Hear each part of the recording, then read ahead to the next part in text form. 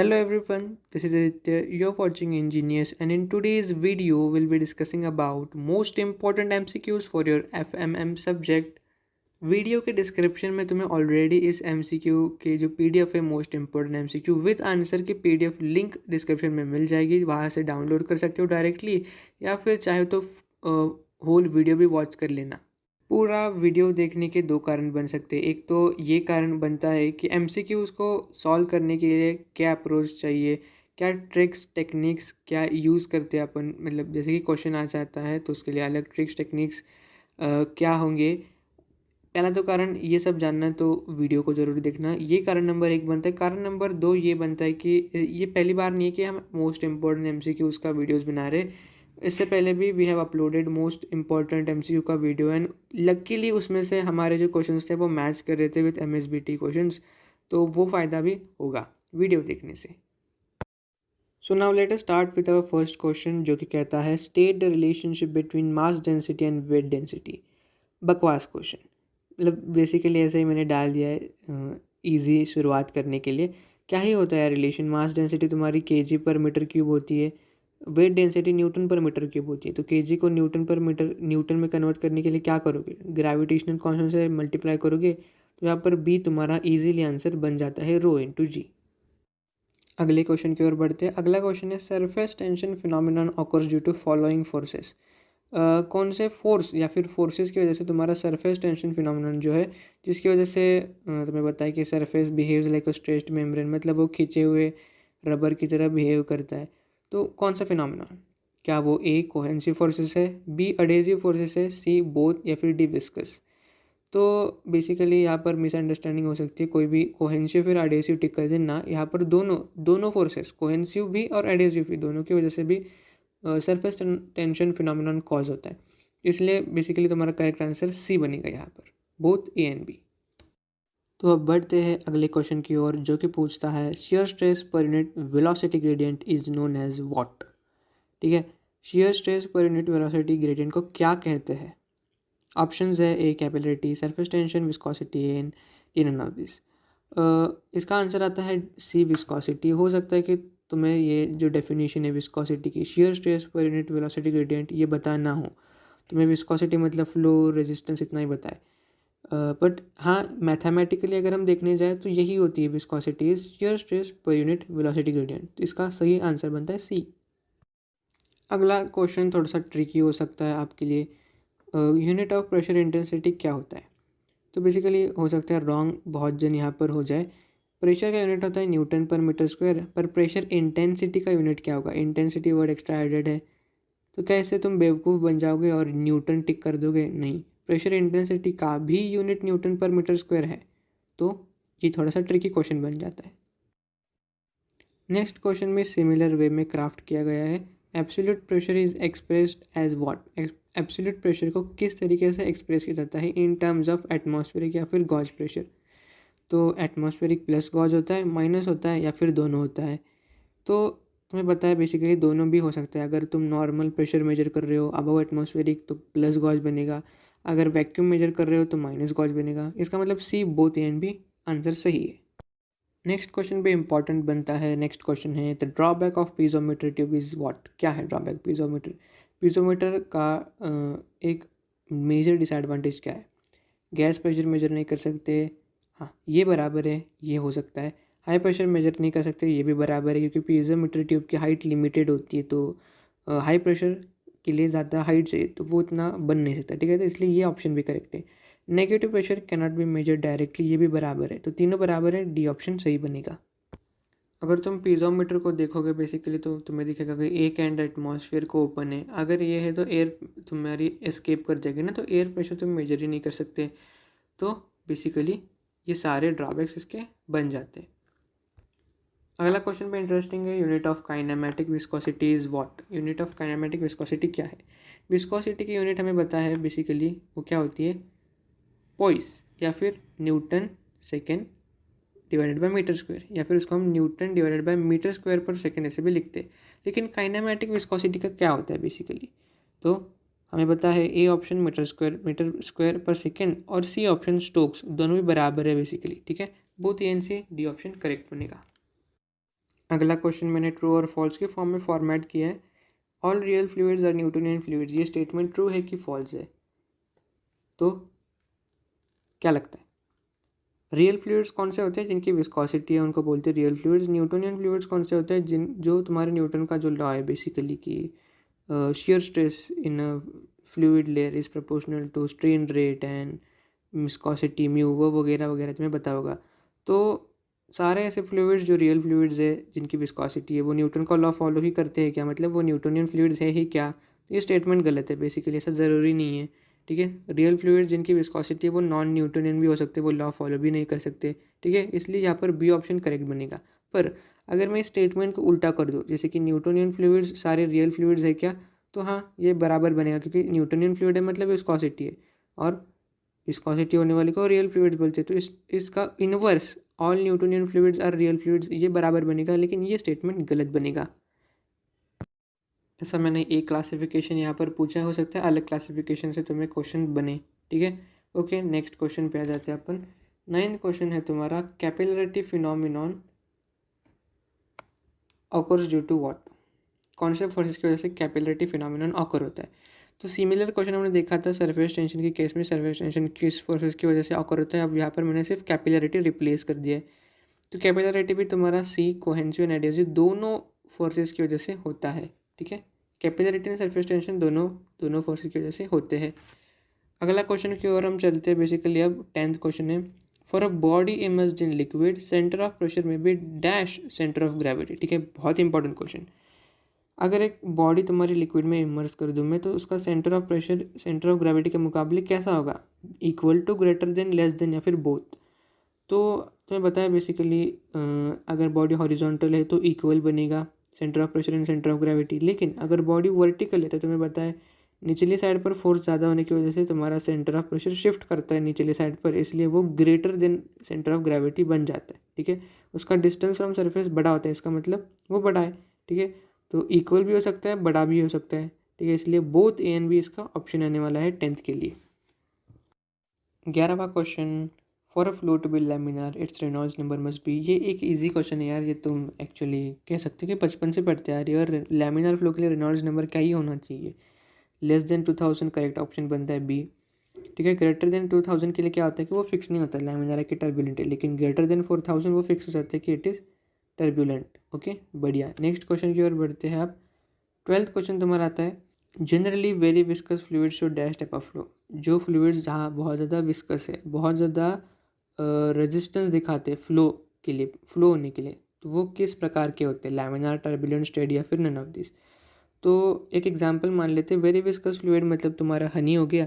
तो हनी किस प्रकार का फ्लो दिखाता है? ऑफ कोर्स लैमिनार दिखाता है, तो इसका सही आंसर बनेगा ए, लैमिनार। ठीक है, जनरली मैंने बोला है। अगला क्वेश्चन सुपर डुपर इंपॉर्टेंट बनता है basically, the diverging section of venturimeter is kept more in length than converging section and throat because. अगर तुम वेंचुरोमीटर को ध्यान से देखोगे तो तुम्हें दिखेगा कि उसका जो डाइवर्जिंग सेक्शन है, मतलब सबसे एंड में जो सेक्शन होता है, उसकी लेंथ ज़्यादा होती है और स्लोप कम होता है कंपेयर टू तुम्हारा जो कॉन्वर्जिंग सेक्शन होता है स्टार्टिंग पे, उसकी लेंथ और स्लोप ज़्यादा होती है। डाइवर्जिंग सेक्शन की लेंथ ज़्यादा होती है। ठीक है, तो ऐसा क्यों होता है बेसिकली? ठीक है, तो option A, to avoid flow separation due to sudden increase in area. हाँ, ये बराबर है बेसिकली, सडन की स्पेलिंग रॉन्ग है वहाँ पर। ओके, एंड रह गया है। B, to avoid eddy current formation, ये भी बराबर है। ठीक है, स्लोप कम होने की वजह से, लेंथ ज़्यादा होने की वजह से बेसिकली तुम्हारा एडी करंट फॉर्मेशन जो है वो नहीं होगा। C, to avoid sudden decrease in velocity due to area increase. हाँ, ये भी बराबर है, ग्रेजुअली एरिया तुम इंक्रीज करते जाओगे तो सडन डिक्रीज इन वेलोसिटी जो है वो नहीं होने वाला। ठीक है, आराम आराम से होगा, जो कि लॉसेस होने नहीं देगा। ठीक है, तो all of this is option correct, D option is correct. अगला क्वेश्चन तुम्हारे जो हाइड्रोलिक कोएफिशिएंट्स होते हैं C D, C C and सी सी पर बेस्ड है। तो ये सब वैल्यूज़ जो होते हैं C D, C C and C V, they are always dash than one. ठीक है, वन से वह हमेशा कैसे होते हैं? कम होते हैं, ज़्यादा होते हैं, इक्वल होते हैं, ये हमें बताना है। ओके, तो नॉर्मली अगर तुम देखो तो ये सारे कोएफिशिएंट्स होते हैं, coefficient of discharge, velocity and contraction, ये हमेशा लेस देन वन होते हैं। ठीक है, तो इधर ऑप्शन ए करेक्ट बनता है, लेस देन वन। लेकिन अगर तुम ब्रैकेट में देखोगे आगे तो मैंने लिखा है एक्सेप्शन ऑफ नेगेटिव स्लिप, ताकि हम यहाँ पर नेगेटिव स्लिप कंसिडर नहीं कर रहे। जो तुम्हारे पम्प्स के केस में होता है ना, नेगेटिव स्लिप हो जाता है, तो उसकी वजह से तुम्हारा ये जो रेशियोज़ होते हैं वो ग्रेटर देन 1 बन सकते हैं कभी कभी, ठीक है। लेकिन मैं बोल रहा हूँ कि उस केस को नेगलेक्ट करो इधर, तो उस केस को नेगलेक्ट करें तो हमेशा उनकी वैल्यूज़ कैसे होती है, लेस देन 1 होती है। Option A is correct here. अगला question, frictional resistance in case of laminar and turbulent flow is independent of what factors. किस पर डिपेंड नहीं करता है तुम्हारा frictional resistance laminar and turbulent flow के केस में, किस पर डिपेंड नहीं करता है पूछा है। Pressure of fluid, contact area या फिर वेलोसिटी, टेम्परेचर। तो एरिया ऑफ कॉन्टैक्ट पे करता है, बताया जितना हो ज़्यादा एरिया ऑफ कॉन्टैक्ट उतना ज़्यादा फ्रिक्शन। वेलोसिटी पे भी करता है, जितना ज़्यादा वेलोसिटी उतनी ज़्यादा फ्रिक्शन। टेम्परेचर भी करता है। तो ऑप्शन बचा कौन सा, प्रेशर ऑफ फ्लूइड, ठीक है, तो वही बराबर है। प्रेशर ऑफ फ्लूइड पे फ्रिक्शनल रेजिस्टेंस डिपेंड नहीं करता है। अगला question, H F equals to 4FL/V²/2GT, ये तुम्हारा डार्सीज का फॉर्मूला है। इस फॉर्मूले में एफ क्या डिनोट करता है, what does F denote. Tricky question बन सकता है क्योंकि बहुत जनों को इधर एफ क्या ही होता है ये पता नहीं होता, ठीक है, या फिर कन्फ्यूज हो जाते हैं क्योंकि एफ के बहुत सारे मीनिंग निकल के आ जाते हैं कंसिडरिंग टू दिस इक्वेशन। तो यहाँ पर F is coefficient of friction, option C is correct, ठीक है। अच्छा, तो फ्रिक्शन फैक्टर क्या होता है, फ्रिक्शन फैक्टर होता है 4F, ठीक है। 4 टाइम्स एफ को हम फ्रिक्शन फैक्टर कहते हैं और इसको सिर्फ एफ भी लिखा जाता है कभी कभी, ठीक है। फ्रिक्शनल रेजिस्टेंस पर unit velocity per unit wetted area तुम्हारा होता है एफ डैश, ठीक है। एफ डैश जो होता है वो बी वाला होता है। सिर्फ 4F लिखा है तो वो ए हो गया है, और सिर्फ एफ है तो वो तुम्हारा कोएफिशिएंट ऑफ फ्रिक्शन बन जाता है। अगला क्वेश्चन बनता है तुम्हारा, the line which gives the sum of pressure head and datum head of a fluid flowing through a pipe with respect to some reference line is called as क्या। ऐसी लाइन जो तुम्हारे प्रेशर हेड और datum head को अगर मैं add कर दूँ और सेंटर ऑफ पाइप से एक लाइन ड्रॉ करूँ वर्टिकल डायरेक्शन में, तो वो कौन सी लाइन बनती है, बेसिकली ऐसा पूछे। तुम्हें बताया 2 प्रकार के लाइन्स होते हैं, hydraulic gradient line and total energy line. Hydraulic gradient में सिर्फ प्रेशर हेड और डायटम हेड होता है। ग्रेडियंट वेलोसिटी ऐड कर दो उसमें, वेलोसिटी हेड, तो वो टोटल एनर्जी लाइन बन जाती है। यहाँ पर सिर्फ पूछा है प्रेशर और डायटम, तो हमारा आंसर आएगा A, hydraulic gradient line. For maximum power transmission the supply head should be dash of supply head. Supply head गलत से वहाँ पर प्रिंट हो गया, it should be frictional head, ठीक है। वहाँ पर फ्रिक्शनल हेड हमने रिप्लेस कर दिए, frictional head should be dash of supply head.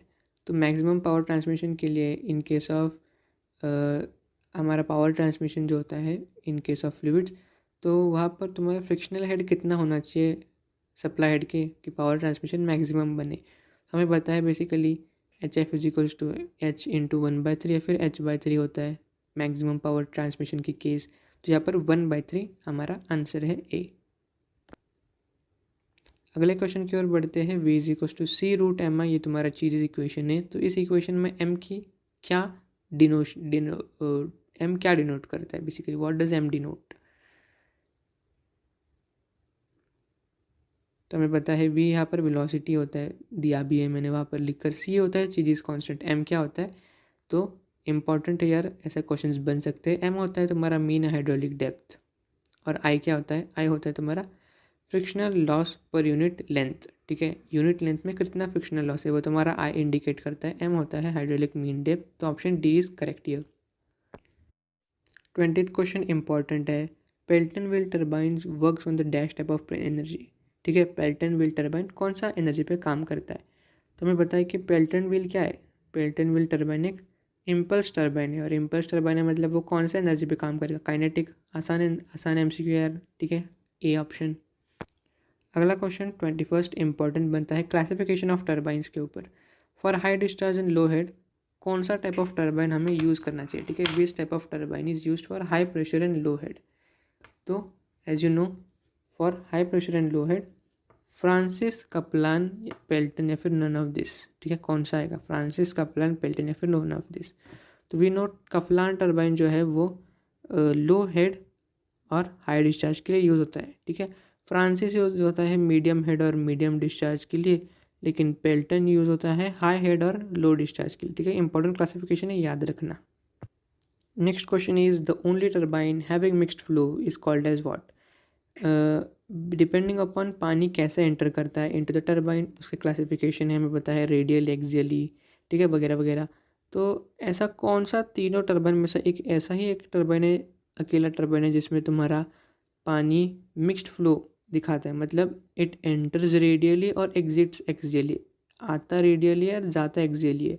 तो ऐसा कौन सा टर्बाइन है जिसमें ये होता है? तो दैट इज़ तुम्हारा फ्रांसिस टर्बाइन। ठीक है, फ्रांसिस टर्बाइन में ऐसा होता है। इंपॉर्टेंट एमसीक्यू है, हो सकता है आ जाए एग्जाम में। नेक्स्ट क्वेश्चन पे आ जाते हैं हम 23rd। Function of casing of Pelton turbine is what? ठीक है, पेल्टन टर्बाइन की केसिंग का फंक्शन क्या है? कुछ है भी क्या यार? कुछ भी नहीं है। ठीक है, कुछ भी नहीं है, नन ऑफ दिस आएगा आंसर। ठीक है, ऑप्शन एक बार देख लेते हैं। इंक्रीज प्रेशर एनर्जी, ना ये तो वो नहीं करता, तो गलत। अवॉइड वाटर शॉक्स, थोड़े बहुत केस में ये वाटर शॉक्स वाला सही बनता है, पर एक्चुअली मैंने जब इसको डिज़ाइन किया था एमसीक्यू को, तो I designed it with the aim कि इसका आंसर आना चाहिए नन ऑफ दिस।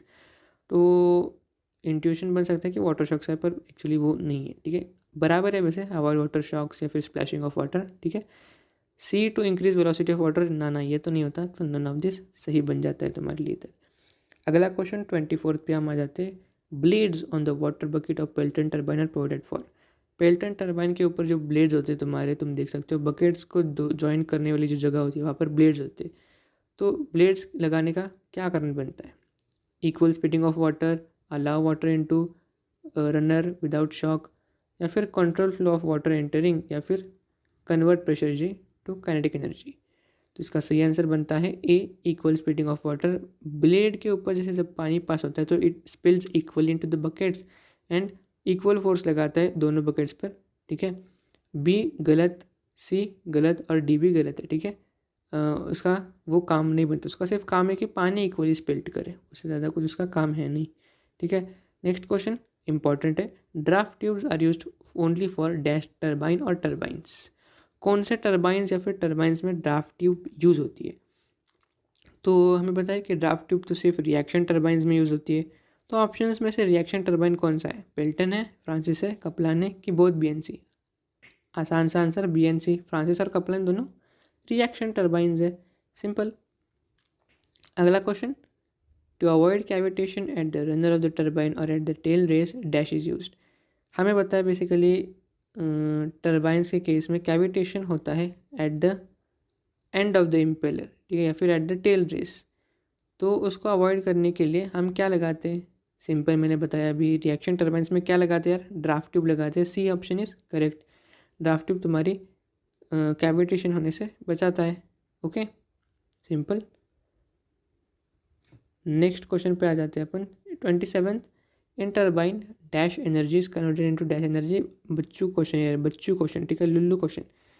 टर्बाइन में कौन सी एनर्जी किस टाइप में कन्वर्ट हो जाती है? तो हमें बताया यार, सिंपल, हाइड्रोलिक एनर्जी पानी की कन्वर्ट करते हैं हम मैकेनिकल एनर्जी में, जैसे जनरेटर घूमता है और हमें इलेक्ट्रिसिटी मिलती है। ठीक है, simple is hydraulic energy into mechanical energy. ज़्यादा टाइम इसमें नहीं डालते, आगे बढ़ते हैं। इंपॉर्टेंट क्वेश्चन अगला वाला है। Function of casing of centrifugal pump is what? Centrifugal pump पे जो केसिंग होती है उसकी फंक्शन क्या है, क्या काम करता है? तो अवॉइड स्प्लैशिंग ऑफ वाटर, हाँ बराबर है, वाटर स्प्लैश ना हो इसकी देख रेख तुम्हारे केसिंग की होती है। अवॉइड वाटर टूवर्ड्स, अवॉइड नहीं है वो, एक्चुअली लिखा गलत है, इट इज़ गाइड। ठीक है, गाइड वाटर टूवर्ड्स इम्पेलर ऐसा होना चाहिए। ठीक है, गाइड वाटर टूवर्ड्स इम्पेलर, हाँ वो बराबर है इम्पेलर की ओर गाइड करना की किस डायरेक्शन में फ्लो, पानी को थोड़ी पता है, केसिंग बताएगा कि भाई ऐसा फ्लो हो, तो बराबर है, वो काम है उसका। Convert kinetic energy of pump into pressure energy, हाँ ये भी बराबर है, काइनेटिक एनर्जी को प्रेशर एनर्जी में कन्वर्ट करना ये उसका काम है। ओके, तो डी ऑप्शन यहाँ पर बनेगा तुम्हारा all of this correct. Next, lower pressure area in case of pumps is created at. Pumps के केस में लोअर प्रेशर एरिया कहाँ पर जनरेट होता है? तो तुम्हें सिंपल सा बताया कि आई ऑफ इम्पेलर पे लोअर प्रेशर एरिया जनरेट होता है, तभी तो पंप तुम्हारा इम्पेलर पानी खींचता है, इसलिए क्योंकि लोअर प्रेशर है वहाँ पर। ठीक है, इम्पेलर के आई पर लोअर प्रेशर है, इसलिए तो पानी पंप खींचता है और उसको ऊपर उठाता है। ठीक है, इन केस ऑफ टर्बाइंस तुम्हारा लो प्रेशर एरिया कहाँ पर होता है? इम्पेलर के जस्ट एंड में या फिर टेल रेस के जस्ट स्टार्टिंग में, वहाँ पर होता है तुम्हारा लो प्रेशर एरिया। और इन केस ऑफ पंप्स कहाँ पर होता है? Eye of impeller. अगले क्वेश्चन की ओर जाते हैं अपन। Static head is the sum of what? ठीक है, स्टैटिक हेड किस किस का सम है? Suction head, manometric head, suction और मैनोमेट्रिक, सक्शन माइनस डिलीवरी या फिर सक्शन प्लस डिलीवरी। सिंपल सा क्वेश्चन है, जस्ट रिवीजन के लिए यहाँ पर डाल दिया मैंने। स्टैटिक हेड इज किसका सम होता है? Suction head plus delivery head का। Option D is correct. अगला क्वेश्चन बनते हैं, dash type of impellers are used for pumping sewage slurry. Depending upon क्या तुम्हें उठाना है, ठीक है। सेंट्रीफ्यूगल पंप के जो इम्पेलर्स होते हैं, इम्पेलर डिज़ाइन वो अलग अलग बनती है, ठीक है। क्लोज टाइप, सेमी ओपन या फिर ओपन टाइप। तो अगर मुझे उठाने सीवेज और स्लरी तो मैं कौन से यूज़ करूँगा? तो सिंपल तुम्हारे में जो बाहरी मटेरियल होता है उसको उठाने के लिए, सैंड वगैरह के लिए उठाने के लिए हम तुम्हारे सेमी ओपन या फिर क्लोज टाइप के इम्पेलर यूज़ करते हैं। यहाँ पर सीवेज और स्लरी के लिए हम close type of impeller use करेंगे, ठीक है। Close type of impellers, option A is correct. Next question पूछता है, in order to produce a greater head of water, मतलब ही कि अगर मुझे वाटर को ज़्यादा हाइट पर पंप करना है, इसका मतलब lifting to greater height, pumps are connected in what connection, pumps को मैं किस कनेक्शन में कनेक्ट करूँ कि पंप तुम्हारे हायर हेड प्रोड्यूस कर पाएंगे। सिंपल सा क्वेश्चन यार, सीरीज़ में कनेक्ट करोगे तब तुम्हें क्या मिलता है? हायर हेड ही तो मिलता है ना। सीरीज़ में कनेक्ट करोगे वाटर पम्प्स, हायर हेड मिलता है। पैरेलल में कनेक्ट करोगे हायर डिस्चार्ज मिलता है। पूछा क्या है? हायर हेड, तो तुम्हारा ऑप्शन आएगा ए, सीरीज़ में कनेक्ट करेंगे, ठीक है। डेल्टा जैसा कुछ होता ही नहीं है, तो बेसिकली वो तो बकवास ऐसा ही डाल दिया मैंने। नेक्स्ट क्वेश्चन पे आ जाते हैं, in order to avoid cavitation liquid pressure must be always destined to vapour pressure. Cavitation ना हो, बबल्स फॉर्मेशन ना हो, बॉइलिंग ऑफ तुम्हारा वाटर ना हो, इसलिए कैविटेशन अवॉइड हो, इसलिए तुम्हारा लिक्विड प्रेशर कैसा होना चाहिए? हमेशा लेस देन वेपर प्रेशर, मोर, ट्वाइस या फिर नन ऑफ दिस, क्या ही आएगा? तो हमेशा याद रखना तुम्हारा liquid pressure must be greater than vapour pressure, तभी तुम कैविटेशन अवॉइड कर पाओगे, ठीक है। लिक्विड प्रेशर मस्ट बी कैसे? ग्रेटर देन वेपर प्रेशर, हमेशा ग्रेटर ग्रेटर ग्रेटर ही रहेगा बेसिकली वो, ठीक है। कोई ऐसी बड़ी बात नहीं। ओके, अगला क्वेश्चन और भी important, in case of double acting reciprocating pump होते हैं हमारे, बताए उनमें पिस्टन सिलेंडर अरेंजमेंट होती है, तो उसका एक sub type double acting, in one complete revolution of crank we get dash number of delivery stroke, ठीक है। कितने डिलीवरी स्ट्रोक मिलते हैं एक कंप्लीट रिवॉल्यूशन में? इन केस ऑफ तुम्हारा जो डबल एक्टिंग रेसिप्रोकेटिंग पंप है उसके केस में, तो हमेशा हमें 2 डिलीवरी स्ट्रोक्स मिलते हैं, ठीक है। 2 डिलीवरी स्ट्रोक्स मिल जाते हैं। लास्ट क्वेश्चन, वो भी थोड़ा सा हमने इसको पहले देख लिया है। Negative slip occurs due to what, ठीक है। नेगेटिव स्लिप मतलब तुम्हारा एक्चुअल वैल्यू निकल के आती है ज़्यादा थियोरेटिकल वैल्यू से, वो तुम जब फ्लूइड मैकेनिक्स का बेसिक्स पढ़ोगे तुम्हें समझ में आएगा, अभी समझ में नहीं आएगा मैं जो बोल रहा हूँ। तो negative slip occurs due to what यार? तुम्हारे पंप्स में नेगेटिव स्लिप ऑकर होती है कभी कभी रेसिप्रोकेटिंग पंप में। तो why this happens? Because of suction head too small, delivery head too small, motor RPM is high and all of this. तो all of this is the reason है, ठीक है। ये सब कारणों की वजह से तुम्हारा हमेशा नेगेटिव स्लिप जो है ऑकर होती रहती है।